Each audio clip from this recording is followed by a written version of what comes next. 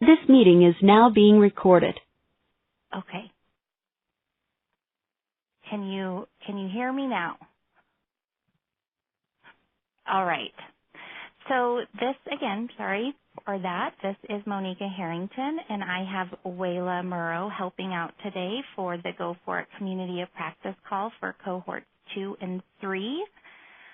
This is the last community of practice call for these two cohorts together, and the last one for 2017. So welcome, everyone, and I'm so glad that you were able to join us today. You're all muted, so if you have questions and you want to put it in the chat, go for it, and I will get to those. And we'll unmute you when we get to the sharing out portion of our call today. So just as a reminder, the objectives for today, the community of practice calls are intended to support you and your communities in your implementation, to learn from each other, to share your questions, your concerns, what you've gone through, and benefit from just these ongoing conversations that we can have as a group with the state team leads and your other community partners. So that is why we are here today. For our call today, we are going to talk about a couple things.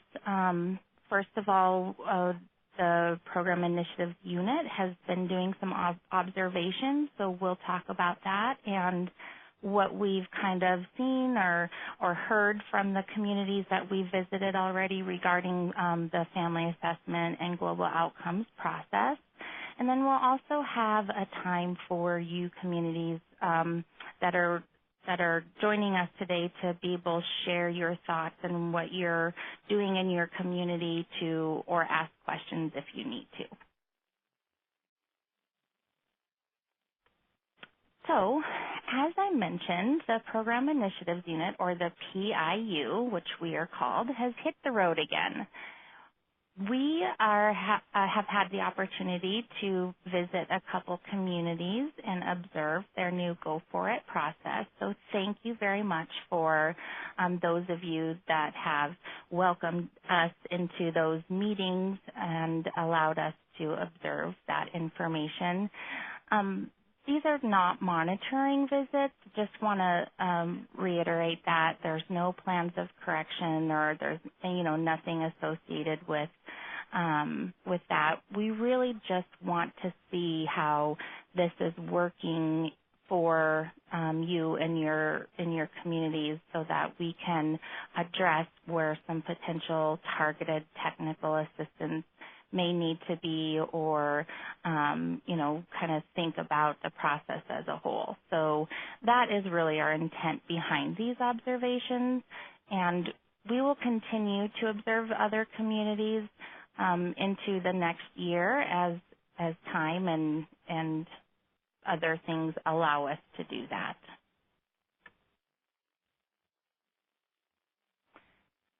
The family assessment Padlet was created, so we really wanted to share that information with you, and I'll talk with you a little bit about what's posted on there. But one of the things as part of these observations that we've seen is that facilitating the family assessment is often a challenge. That we are being told that, and we see that is in your communities from your service coordinators, and that's what we're seeing. And because it's often a challenge for that process to happen, if that information is not collected during family assessment, it is difficult to complete the rest of the process.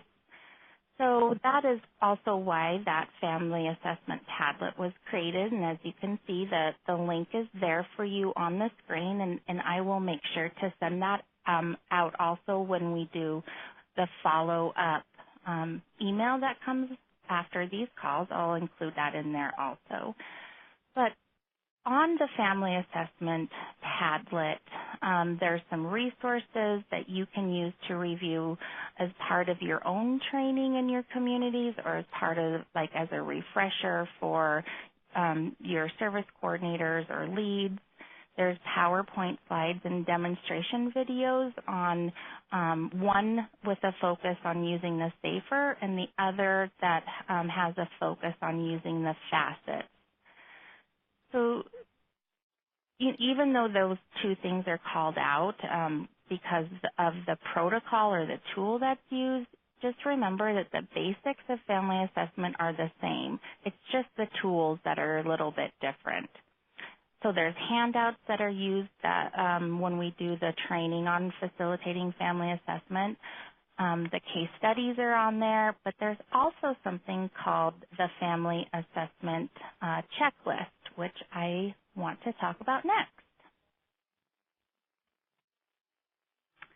So the family assessment checklist was created to help your local communities as well as the PIU unit in our observations of best practice, but also for you guys in your community observing service coordinators or whoever is facilitating that family assessment.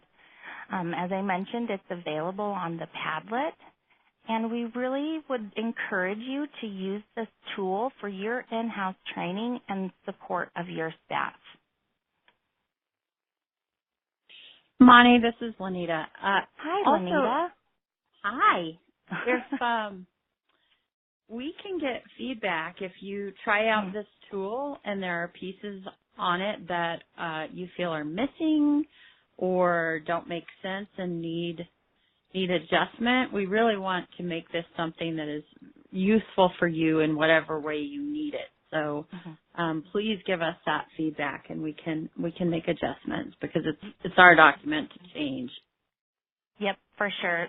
So I just moved on to the next slide, which is just a screenshot of that family assessment through conversational interviewing checklist. And as Lanita said, I wanted to mention that we're open to feedback. We welcome any comments or thoughts that you have on this tool, because we want it to be user friendly and to be beneficial for you that as you're using it. So let us know if you do have any questions or comments on this checklist.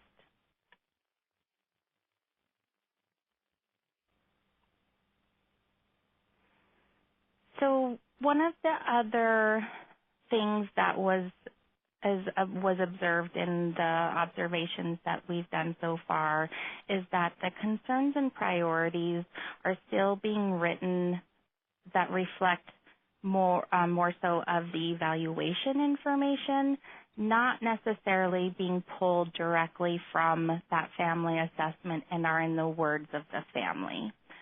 So just wanted to point that out for you to be thinking of, as that's one of the things that, we're looking for, is that, and we talk about during the universal training too, that you thread that information through, and really those concerns and priorities should be reflected of how they're worded in the family assessment or in the family's words. And just as a reminder too, you can have multiple concerns that are identified, but you don't have to write an IFSP outcome for every one of those concerns. That's why you prioritize those concerns and you come up with what the family determines is important for them to work on or to have a starting place. So you don't have to have a IFSP outcome listed for every concern that you have on the IFSP.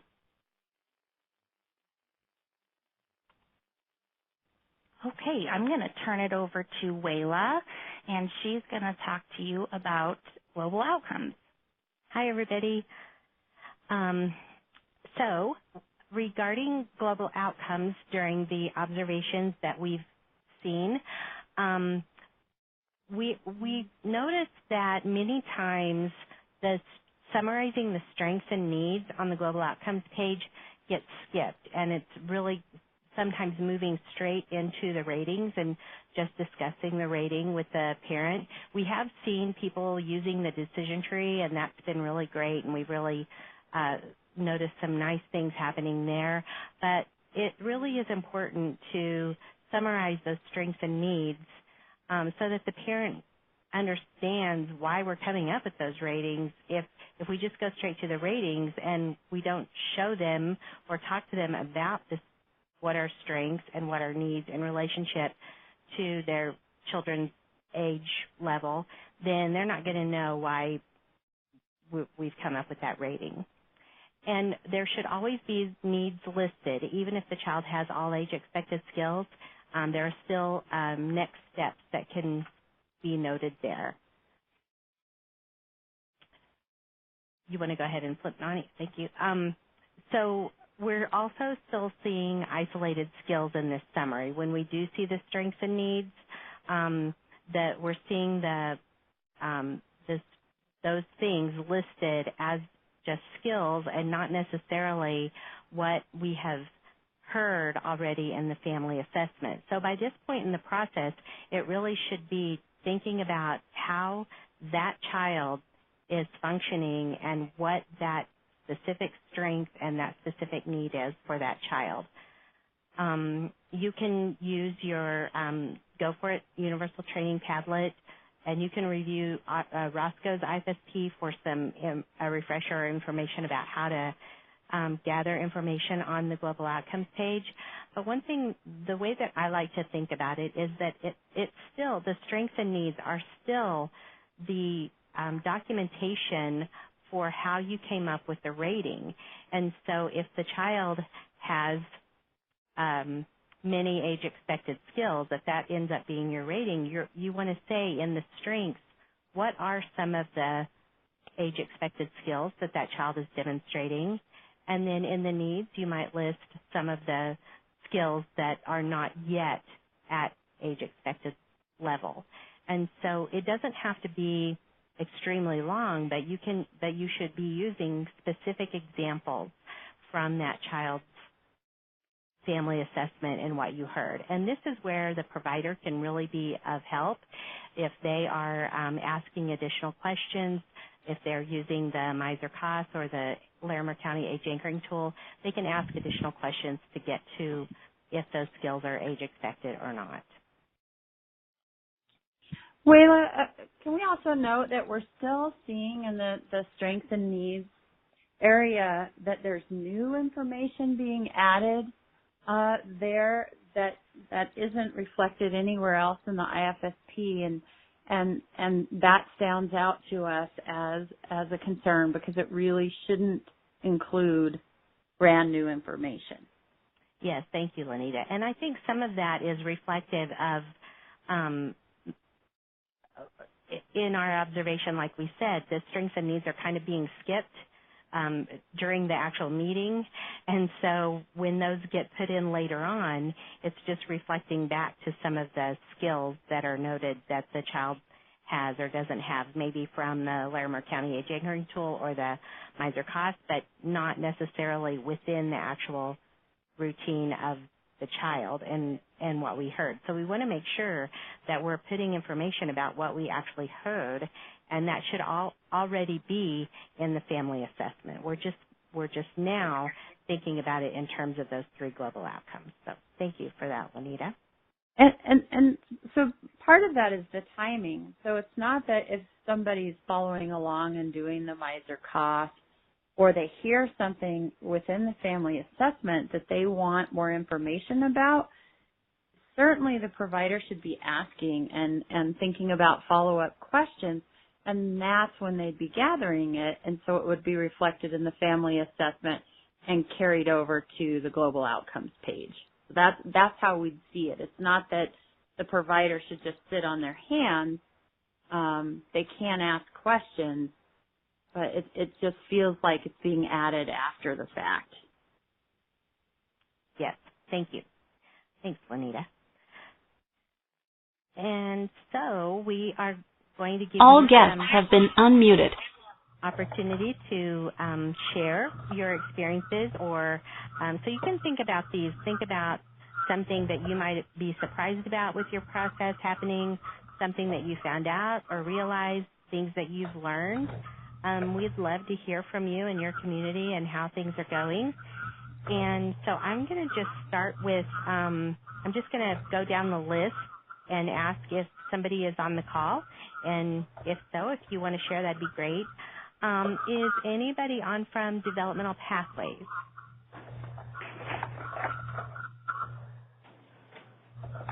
Wayla, this is Juanita. Yes.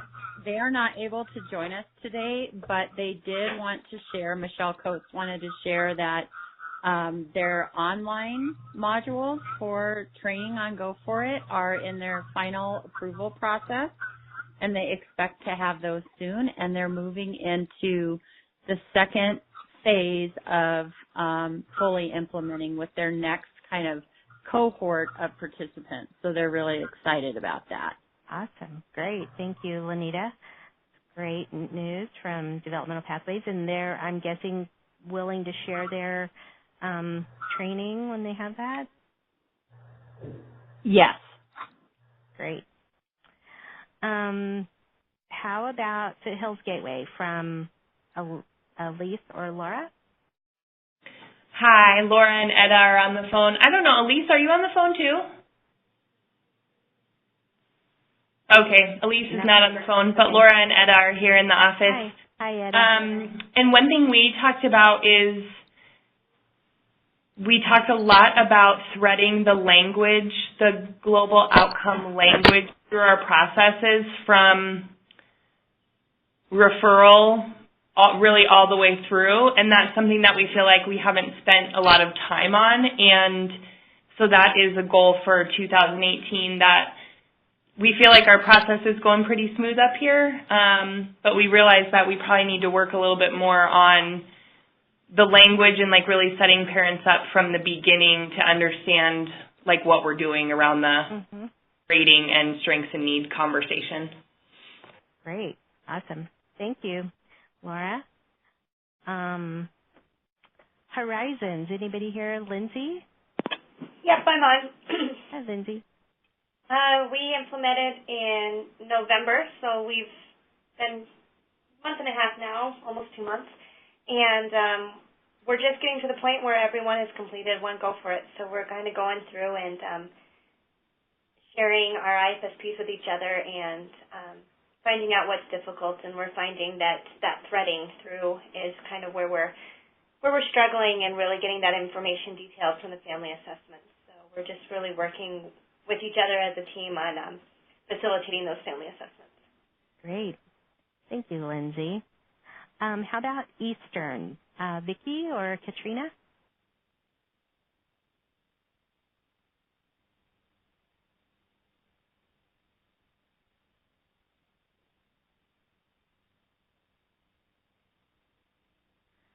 Okay, so we'll come back to you, Vicki, maybe if you have something. How about Strive? Hi, it's Jeannie. Hi, Jeannie. Hi. I think we're coming along. We're still struggling with consistency on some things. We have on just how to prevent like the tree to parents. Okay. Though we don't lose them. I think in watching some of the providers do it, it almost takes long enough that unless the parent is really up on what we're doing, it's very hard for them to keep up with us. So, and are you guys seem like you were using the Miser cost, or all your providers using that? Yes, yeah, we're all using the Miser. Okay. The flow seems to be okay. It's just that presentation is still a little stiff at times. Yeah, it takes a little while to learn and figure it out, I think. Right. And we haven't been able to yet, but we do have meetings planned to look at our IFSPs as a group and talk about where we can improve. Great. And our training. We haven't gotten a whole lot forward on our training. Our team has been under a little bit of stress this last month and a half or so. So we're still working on it. We get that. We totally understand that. So thank you, Jeannie. That sounds Jeannie, good. this is Lenita. Uh-huh. Can I ask you a question about using the decision tree? So, sure. I think that's something that we have observed in our visits too. Is it does take some practice and finesse, and we've seen both extremes where providers are just going through it and not involving the families at all, and then we're seeing the other extreme where it's like, okay, family, here's the tree, pick where your child is.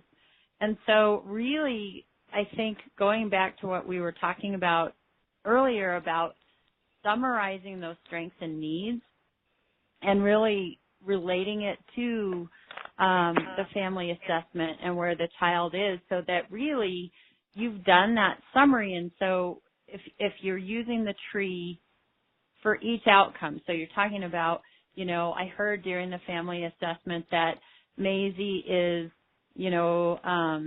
able to come downstairs in the morning and open the refrigerator or whatever it is. And, that's what we would expect for a child this age.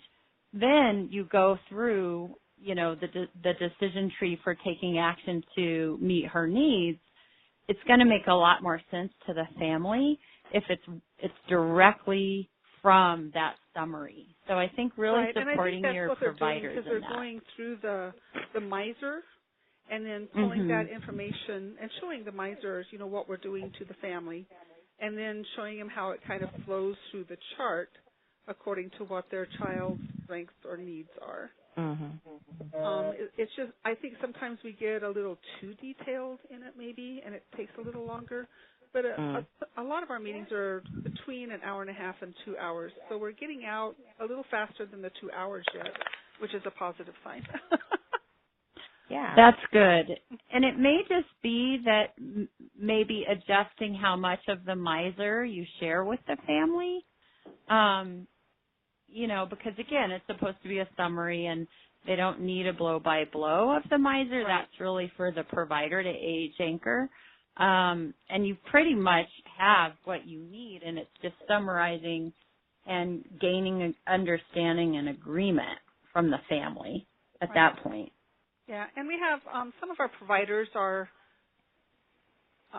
have done it more often, so they're a little bit better at it too, I think, because it's our providers that go in and see those older kids. So the ones that are seeing the babies and just once in a while an older kid, those are the ones who haven't gotten it quite down yet, I think.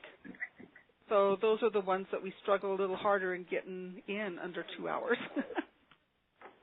Yeah, that totally makes sense. And it's just practice, and they'll get there. Yeah. It's just that we haven't done those babies at a time when the rating is applicable. Right. So, yeah. But the ones that we're doing it at the first meeting, it's going much smoother. It's the babies and trying to do it at the review. I think that's getting a little harder. Okay, and then great. we have some new people too, and we're still struggling with how to get them all trained. So I'm looking forward to those guys who are working on the training that I can steal it. Yeah, and remember, you can always use the information on the Universal Training Padlet.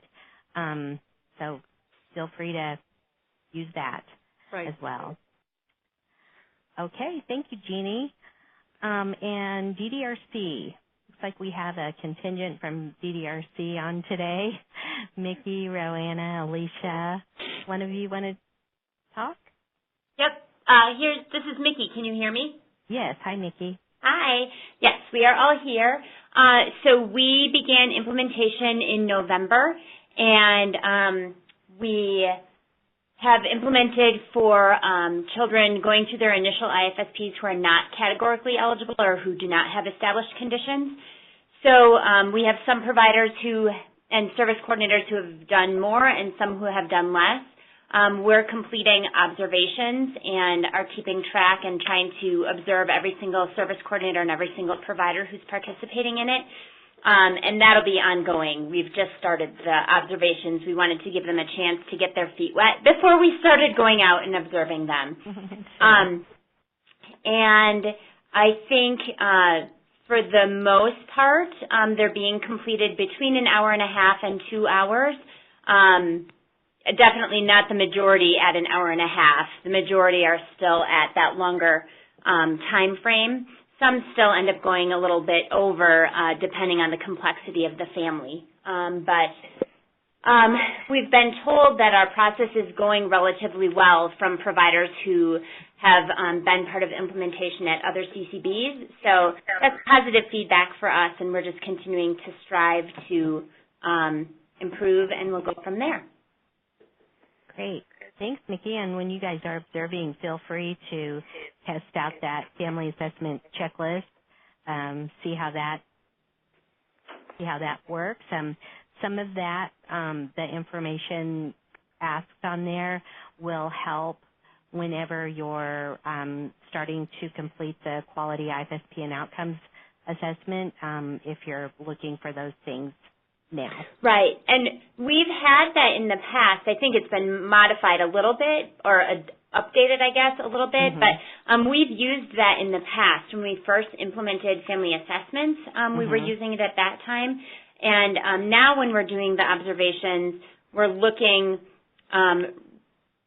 at both the family assessment piece, but also even more so how the Go4IT global outcomes conversation is being infused in there, and just trying to get a good picture of the flow and what adjustments we need to make with it. Yeah, that's really great. Good. Thank you, Mickey. How about community options? Margaret or Joanne, are you on?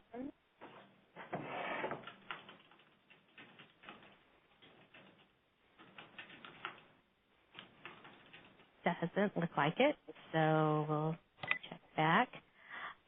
Okay, so that is cohort 3, and so let's look at cohort 2. Now we do have a comment from Jody at StarPoint, so I'll go ahead and read that. She said, "We find that we're doing the SAFER and the family discusses their child's routine. They may not even realize that there's a deficit as a part of this routine. And then when the provider shares information, it's shared with the family that a child's skills in an area are below expectations. It wasn't brought up in the SAFER. That's why it's new in the needs." So that makes sense, Jody. I think that sometimes there can be something new that's come up. Also in that situation, let's see.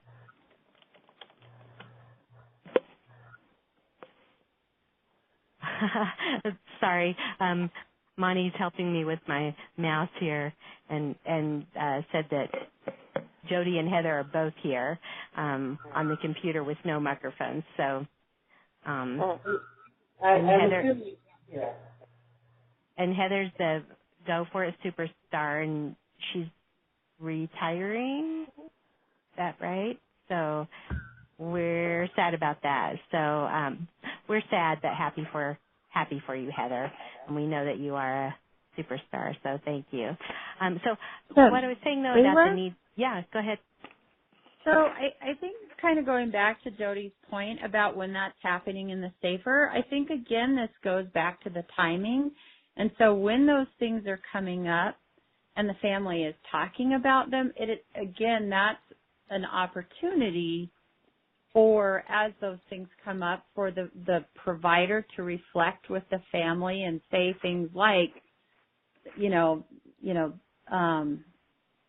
gosh, that sounds like, she's doing this. Most children at 24 months, we would expect to see these kinds of things, and seems like she's doing things that are like a little bit younger child, and we're going to support you in getting her closer to age expected development. So that can be said during the family assessment. so that as that conversation is happening, it's just happening earlier in the conversation. Yeah, that's a great point, Lenita, and I think that's what we were kind of talking about earlier when we're talking about the provider's participation in the family assessment. So they can go ahead and bring some of those things up that they're hearing as concerns on their end and ask the family more information about it at that point too. So good point. So thank you for that. Any other, okay, so Heather says sometimes that comes up a little bit later. Sometimes not interrupting during the SAFER allows the family to have the time to keep talking about their routine, but if the flow works, that they do interject. So that makes sense also. And Vicki says that she sees that too, that parents tend to normalize their child's deficit. So they think that's what children do because that's how they figured it out in their life and in their family. So I think sometimes that does happen for sure. And I think that's one of the reasons why we are doing the global outcomes, because we are trying to help families understand that we're trying to get children to that age expected development. And if they're not there, it's good for them to realize that and understand it. Lenita, we're going to say something?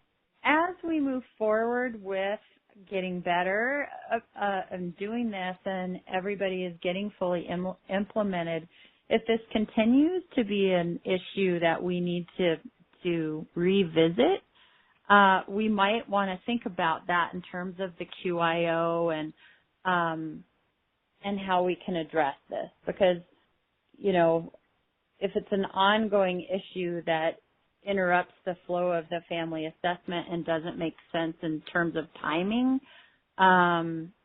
maybe it's an expectation that we would see some new information in the strengths and needs.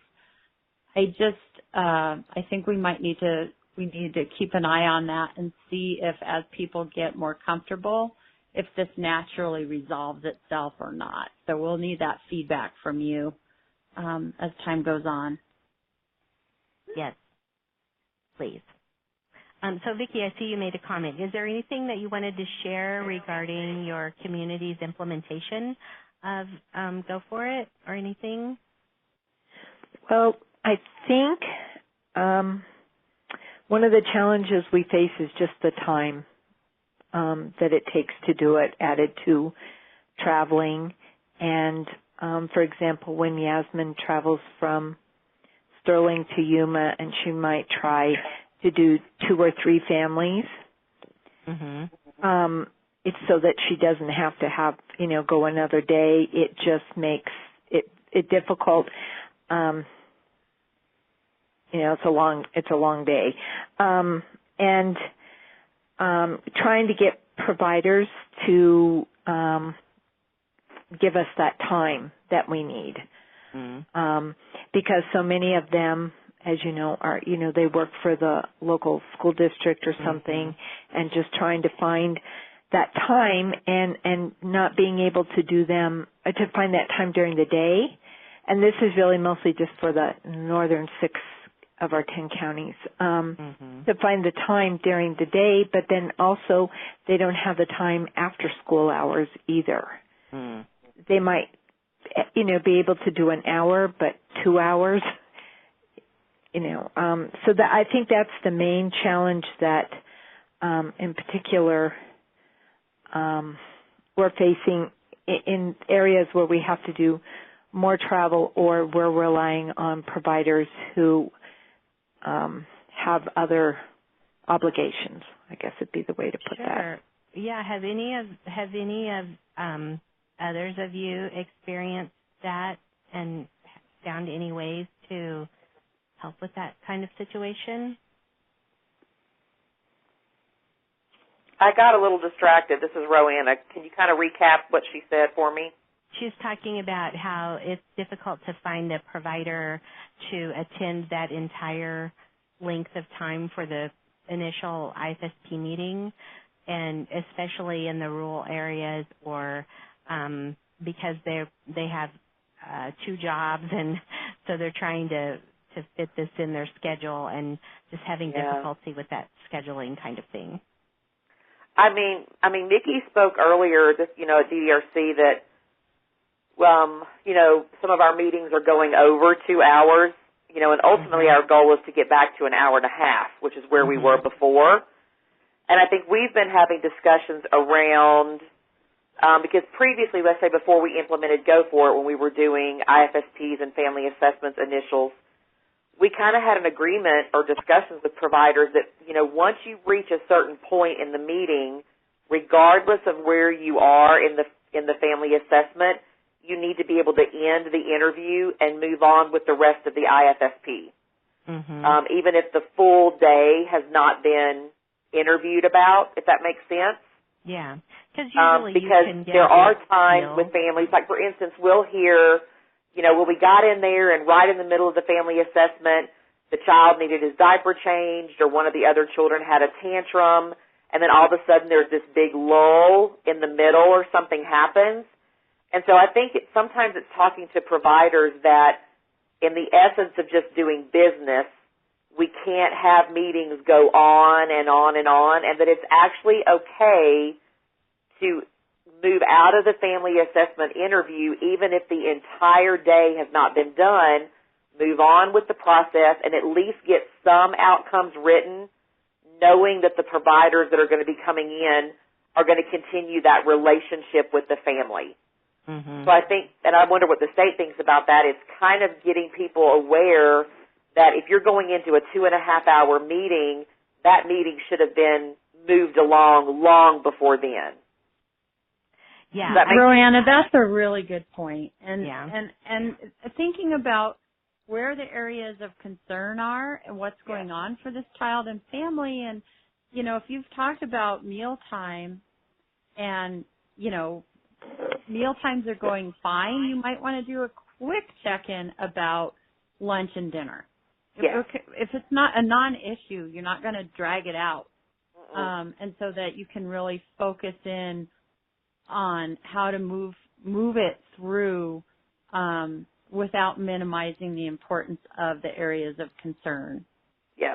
And I know we did a kind of a flow chart for our providers where it breaks down every part of the meeting and who's responsible, and we put a time estimate under each part of that to kind of say to people, by this point in the meeting, this is where you should be. By this point in the meeting, to kind of give everybody a goal to shoot for. I think it's very helpful. We put a cell phone kind of out in the middle, and maybe we set the first 45 minutes to go off, and then that's a kind of a clue for everybody. Where are we in the family assessment? And if you're 45 minutes in, and let's say you've got an excessive talker and you're only at lunch, you already know you've got a problem. Right. And so you readjust everything. And I know when I went through my training for the family assessment, one thing that helped is when you realize we're not going to get to the end of the day and we need to move on, is you can say to the family, we need to go ahead and wrap this portion up. We're not going to get through your entire day. But before we do that, is there anything on your radar or that you've been waiting to talk about that we have not discussed? Because sometimes families may have been waiting to talk about nighttime sleep or the nighttime routine, and you don't want to miss that. So you kind of say, is there one or two big things that we haven't touched on that we're going to jump to before we move on to the rest of the process? Yeah, I think that's a great way to do it, and I think that's a good strategy, Roanna. And I think also Jeannie mentioned here on the chat that sometimes they hold 2 meetings, and because sometimes maybe even the family has a hard time with a 2-hour meeting, and so that's perfectly fine too. I know that that's difficult for you, Vicki, in the rural area to try to, when you're trying to reduce your travel and that sort of thing, but that is another option. But those are some helpful ideas. Yeah. Yeah. And I would say, what we're learning by the time, if a family has sat through a 2.5-hour meeting at this intensity level, talking this much about their family, we can just know by 2 hours, families are done. Right. They are mentally overwhelmed. And so we're telling staff, if you're dragging out a meeting to 2.5 hours, regardless of what the reason was, everybody is mentally exhausted by that time. Right. And it's just not a good use of everybody's time. And I mean, for us, the last option would be 2 meetings. Oh. Yeah. Yeah. To travel for 2 meetings. Yeah, that's just almost impossible. I think it's teaching providers and service coordinators how to modify their interview style based on every single family they're with, and you have to be able to change in the meeting based on what happens. Roanna, can you share your timeline that you created for your community on the Padlet? Because that's a really good resource, and it may be different from community to community, but just for other communities to see how you guys did that. Absolutely. I think would be really helpful. We can do that. And we're actually working on now, because now we're going to start doing, kicking off February 1st, our children who are categorically eligible, the MDAs, initials, and we're doing like a separate flow chart for that, because in that part you're filling out DACs, which is different than the other meetings we're doing. And we find that if we can give providers a visual rather than a typed up, they just get it better. Right. Yeah. Okay, so if we put that on the Padlet, can we just send that to Wayla and she could put it on there? Or, or can we do that? Is that fine? Yeah. Okay. This is Nikki. I'm actually putting it on right now. Oh, yeah. Okay. Thank you. Thank you. Great. Thank you, Roanna. This is Monty. I just wanted to jump in, and I think all of these are really valid points and obstacles and things to consider. And I think, here are, as at the state, we need to kind of look at how we can accurately document that information, because as you move forward into the QIO process, is that going to affect what your rating, your scores are, or what those situations may be. So thank you for bringing up, kind of these things that you guys are challenging or that you're considering, so that we can ensure that we have a way to accurately describe that also.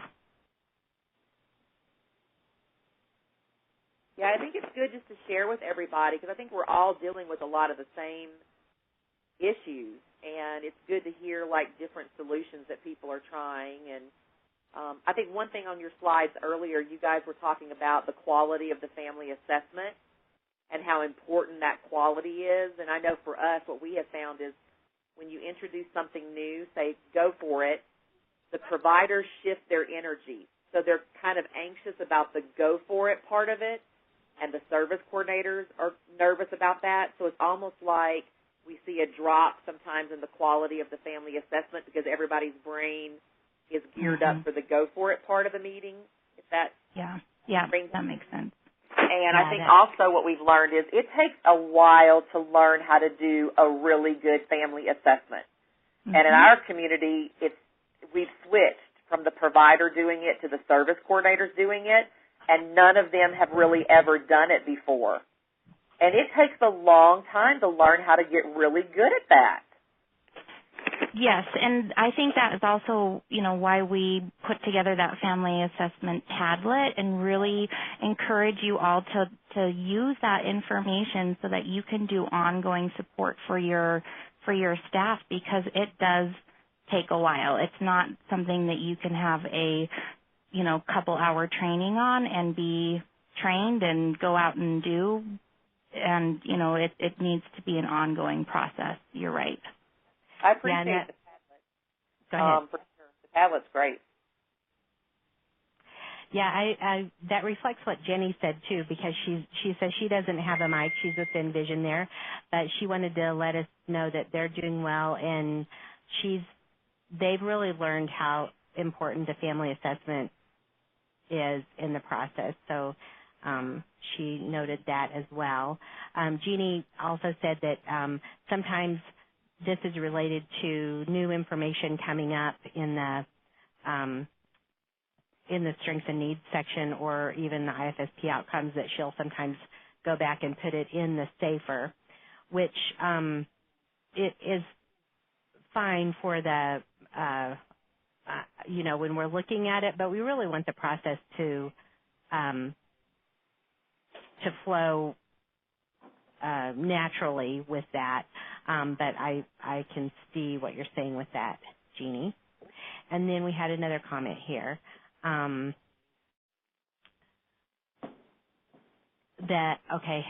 Jody, so they had a family that said they only had an hour when they got there, and so they really shortened up the family assessment process by talking about an easy time of day and a hard time of day. And I think that goes to what Roanna said with really tailoring your family assessment to that particular family, where you are that day and what they need, and knowing that in some cases it's not going to be the best solution, but it's going to be, what it is for that family at that time. And Jeannie's talking about the not to have duplication and that they're ending up cutting and pasting information from one page to another. Monty or Lanita, you want to address that? What? Sure. Monty, do you want to, or do you want me to? Go for it, Lanita. You're so funny. So Jeannie, again, I think this goes back to really gaining skill and, getting more comfortable with the process, that really, if you see a lot of duplication of information, it should be kind of a red flag to you to say, gosh, okay, what are we doing? Because if you are threading everything through, we wouldn't expect to see a lot of duplication of information. There will be some of that because simply, if the child has concerns and delays in a certain area, you are going to see that carry through from the evaluation into the child and family assessment, into the global outcomes, because that's why they're in early intervention. But really thinking about how is this impacting the child's and family's ability to be successful in their day? What does that mean in relation to where they are in terms of age expected development and how we're going to support them in moving forward? Yes, they're related, but they're separate things. And so really thinking about that is key. And we can continue to work on that and helping you with that duplication piece because it's challenging to address that. Monty, do you want to add anything? Did I forget anything? No, I don't think so. I think that the key point is that especially as you're quote unquote diving into your family assessment, that in order to have it not feel so duplicative, to really get that information instead of just the bare bones of it, instead of just saying, he likes playing with balls. Well, what does that look like, and what does that really mean, and what, how do you know? And I mean, to ask all of those follow-up questions to get a lot more detailed information is going to help, not just having, those same comments throughout your entire IFSP. Okay, this is Jeannie. I just thought I'd clarify. It's just that a lot of the information, the same information is required on about 3 different pages. If you look at the SAFER, and then you look at the information under the outcomes, the child outcomes, and then when you look at the global outcomes also, a lot of that information just keeps carrying over. It'd be nice to streamline it somehow. Right, and that's part of the reason that we're really looking for a very short and sweet, distinct summary in those global outcomes, because we don't want you to feel like you have to repeat information. It's kind of like, okay, what are the top 3 reasons, this kid, got a rating of some age expected skills. Well, I should look at those 3 bullets and see exactly how you came up with that. And, oh, he still has a need in this area, which is why he doesn't have age expected skills. And you're right, the requirements for evaluation and family assessment are pretty clear in the Fed regs, but it's what you do with them. Right. Yeah. Yeah. So we'll keep looking at that and thinking of how we can make that work better, and some examples for you guys also. Okay, let's go to Colorado Blue Sky. Is somebody here from Blue Sky? Don't think I see anybody. What about Rocky Mountain Human Services, RMHS?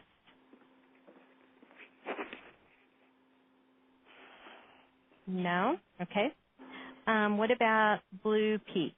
Tracy or no? Community Connections? Pat or Alicia? No? PRE? Julie?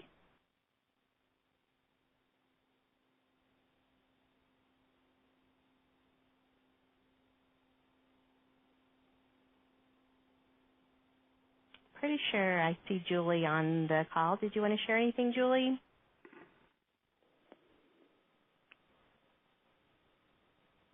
Okay, well, I think that's all of our communities that we have for cohorts 2 and 3. We're going to go ahead and move on, talking about the QIO, which is the Quality IFSP and Outcomes Assessment Tool. And so whenever you implement the QIO will be determined by when you're fully implemented with GO4IT. And so whenever it's time for your phase to be implemented, Ashley Fernie will send you an email. There'll be training and information for you, so you'll know what to do whenever that happens. But that'll be coming for almost everybody pretty soon here, so just wanted to give you a heads up about that. And then finally, we have our this, like Monty said at the beginning of this call, this is our last community of practice call for cohort 3, and cohort 2 is joining in for this one. But we've scheduled 3 more, and we've done it on a every other month basis. So we have one in February, April, and June. They're the third Thursday of the month from 11:30 to 12:30. These are community practice calls for all cohorts. Anybody who'd like to call in. These are optional, but we hope that, I think like Rowena said, it's good to be able to talk and get ideas and learn from each other. So we're hoping that you will call in for these. It says it's an opportunity for EI directors, but also we, of course, include anybody in the Go4IT process or the Go4IT team leads as well. So please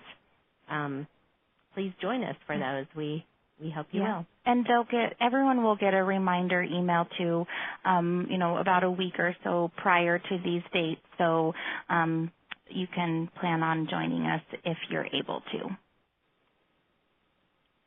Great. So that's the end of our call. Any last comments for today from you guys?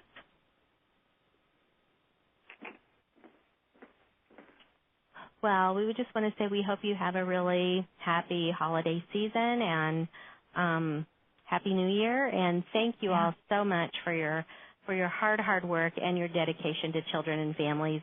We know that this is not easy, and we truly appreciate all of the effort and the work that you guys are putting in. And Heather says thanks to everyone and best wishes and bye. And so we wish you the best, Heather. Best wishes to you too. Yeah. And thank you guys all, and Happy New Year. Talk to you next year. Happy holidays. Thanks, guys. Good luck, Heather. Congratulations. Thank you. Bye.